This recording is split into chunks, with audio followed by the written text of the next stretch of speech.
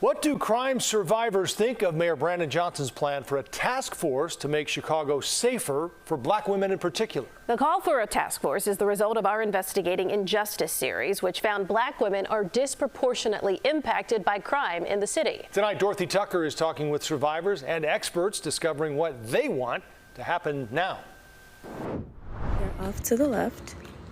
This is my humble abode. 4,000 miles from Chicago. So this is the view that I get from my kitchen window. If I ever forget where I am or how far I come, I just come to the kitchen, look out the window. Tonia Thomas lives in Honolulu, Hawaii. She moved here a year ago. It's really cozy, it's really nice. It's a one-bedroom. We spoke via Zoom. I don't know, I'm just in the happiest place I think I can be.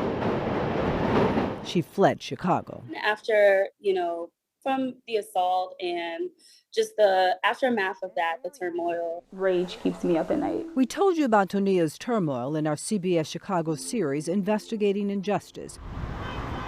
It revealed alarming data about black women in Chicago. They make up 16% of the population, yet represent 30% of crime victims. This is all the paperwork from the hospital. Tonia was one of them. What happened to me, it won't go away. In 2021, she was drugged, then raped in a bathroom at a party. And I remember just trying to get out of the restroom, but I couldn't get out. The meeting on public safety is hereby called to order.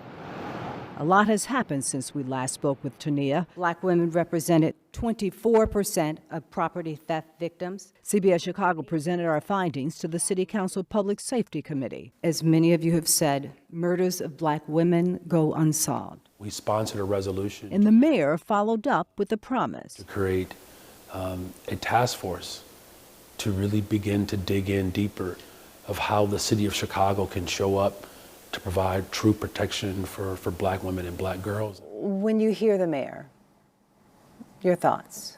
I feel like they should truly be listening to the victims. Tonia feels like her voice was dismissed. She filed a police report, talked to detectives, prosecutors, provided evidence, but after 6 months, all they said was just at this time, they would not be pressing charges. It was just like, okay, thanks for the report. Thanks for reporting this. What can we do to get past that step? That's what this task force should be looking at. Prosecutors, police, and others in law enforcement should definitely be on the task force, if you ask Tonia. I feel like that task force needs to have not only the police, but social workers, people who are literally in the field doing the work. Gabby Molden-Carwell is in the field. She's a therapist at Resilience Network.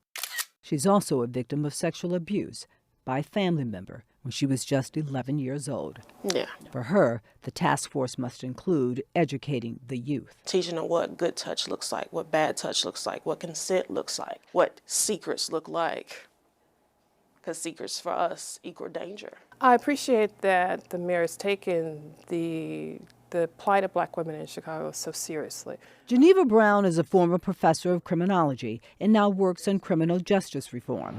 Her suggestion for who should be in the task force, somewhat unorthodox. Frankly, offenders, talking to people about why they commit these crimes. What is the incentive? What are the motives to make you reduce yourself to having to challenge someone for their own property? Her concern, directed to the mayor. I just hope that we don't study it to death or have an unfunded task force.